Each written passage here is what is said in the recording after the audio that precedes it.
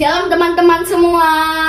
Kembali lagi bareng Nathan di kesaksian ibadah sekolah minggu bareng Nathan.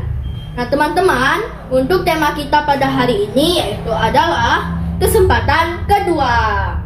Pasti ya kita sering melakukan kesalahan. Setiap orang di dunia pasti sering membuat kesalahan. Bisa saja orang berbuat salah kepada kita. Kita kesal, marah, bahkan ingin menghukum orang itu. Tapi kita harus sadar teman-teman, kalau kita juga sering buat salah. Contohnya saat kita ingin membantu ibu, kita tidak sengaja memecahkan gelas atau piring, pasti ibu marah. Nah itu termasuk kesalahan yang kita lakukan teman-teman. Nah jadi karena kita semua di dunia ini sering melakukan kesalahan, kita harus memberi orang kesempatan kedua supaya orang itu diberi waktu dan kesempatan untuk bertobat. Nah, kita juga orang lain juga harus berbuat seperti itu. Kalau misalnya dia marah, kita bilang, ampunilah aku, jangan kamu menghukum aku, berilah aku kesempatan. Seperti itu teman-teman. Atau kalian bisa saja bilang, maaf ya aku gak akan buat lagi, begitu. Jadi kalau orang mengampuni kita, itu artinya dia memberikan kita kesempatan kedua. Nah, kita kan lagi membahas kesempatan kedua nih. Nah, kebetulan Nathan punya 2 ayat yang bisa membahas kita atau menolong kita soal kesempatan kedua. Nah, ayat yang pertama yaitu dari Lukas 5 ayat 32. Yuk teman-teman, cepat ambil kitabnya, lalu buka Lukas 5 ayat 32. Ayo, udah dapat belum? Yuk kita baca bersama-sama ya. 1, 2, 3. Lukas 5 ayat 32. Aku datang bukan untuk memanggil orang benar, tetapi orang berdosa supaya mereka bertobat. Nah pasti kalian ada yang bingung waktu baca ayat ini. Aku tuh siapa ya? Apakah kita? Apakah tetangga? Apakah orang lain? Apakah orang tua kita? Bukan.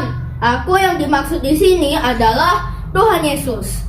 Jika kalian membaca dari ayat-ayat sebelumnya, itu pasti berhubungan dengan Tuhan Yesus. Dan biasanya di Alkitab kalau melambangkan Yesus atau berhubungan dengan Tuhan itu huruf besar. Tapi kalau dia Allah lain seperti berhala atau sebagainya itu huruf kecil teman-teman. Nah untuk ayat yang kedua yaitu kita ambil dari Efesus 4 ayat 32. Ayo teman-teman cepat cari, udah dapat belum? Kita baca bersama-sama ya. 1, 2, 3. Efesus 4 ayat 32. Tetapi hendaklah kamu ramah seorang terhadap yang lain, penuh kasih mesra dan saling mengampuni, sebagaimana Allah di dalam Kristus telah mengampuni kamu. Nah itu ya teman-teman, Tuhan sudah sering mengampuni kita. Kenapa kita tidak melakukannya juga? Karena Tuhan sering mengampuni, kita juga harus sering melakukannya ya teman-teman. Nah kisah yang berhubungan dengan 2 ayat tadi dengan tema kita pada hari ini juga teman-teman, yaitu adalah tentang Paulus. Nah yang dulunya ini namanya Saulus ya. Jadi saat itu ketika Tuhan Yesus naik ke surga, lalu banyak orang yang percaya kepada Tuhan. Mereka mengabarkan berita-berita Injil tentang kebangkitan Tuhan Yesus ke seluruh dunia. Tapi ada satu orang yang sangat membenci hal tersebut. Dia sangat ingin untuk mengancam bahkan membunuh orang-orang Kristen alias pengikut Yesus teman-teman. Siapakah orang itu? Ya, orang itu adalah Saulus. Dia sangat jahat. Dia percaya kepada hukum Taurat, tapi dia tidak mau orang Kristen hidup di dunia. Dia mau orang Kristen itu semuanya dibunuh teman-teman. Sehingga dia menghadap ke imam besar untuk mendapatkan surat kuasa teman-teman, supaya ketika dia ketemu orang Kristen, dia punya hak untuk membunuh orang Kristen tersebut. Tapi permintaannya malah dikabulkan teman-teman. Waduh, ini imam besar gimana ya? Harusnya jangan diizinin dong.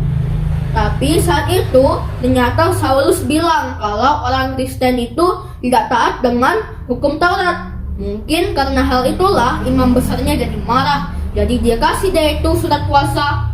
Jadi si Saulus ini pergi ke Damsyik ya teman-teman. Dia pergi ke Damsyik untuk mengancam semua orang Kristen di sana.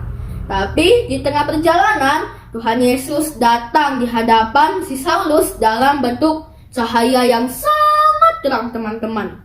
Nah, pada saat itu si Saulus bertanya, "Siapakah engkau?" Lalu Tuhan Yesus jawab, "Aku ini adalah Yesus yang kamu aniaya." Dan Tuhan Yesus membuat si Saulus ini menjadi buta karena cahaya itu. Karena dia ingin si Saulus ini bertobat, dan Tuhan ingin menjadikan Saulus sebagai saksi dan sebagai Injil yang akan memberitakan Injil Allah, teman-teman.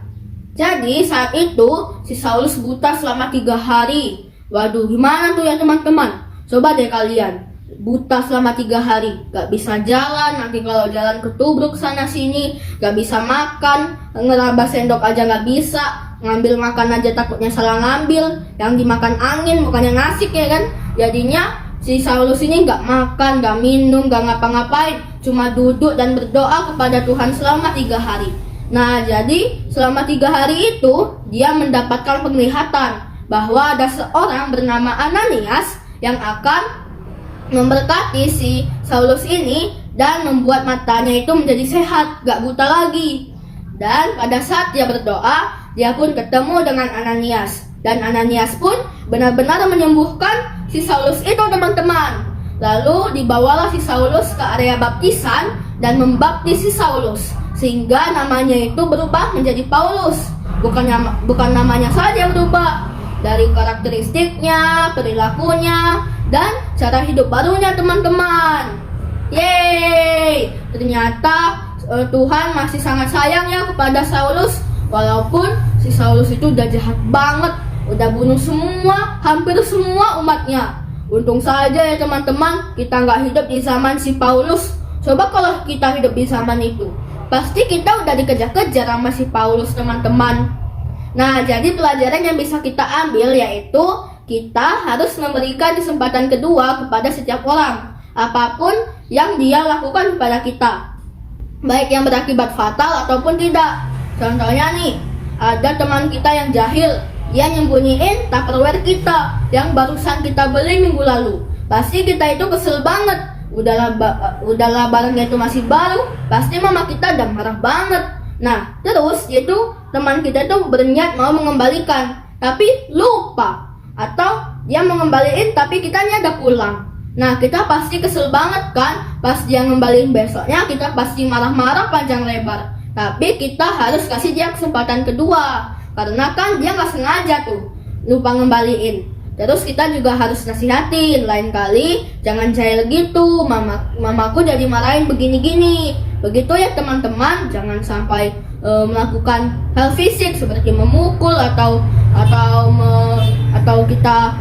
kita apa-apain lah dia, teman-teman, atau kita robek bukunya atau sebagainya, balas dendam. Tidak boleh ya teman-teman. Kita harus kasih teman kita itu kesempatan kedua, baik itu orang yang kita kenal ataupun tidak.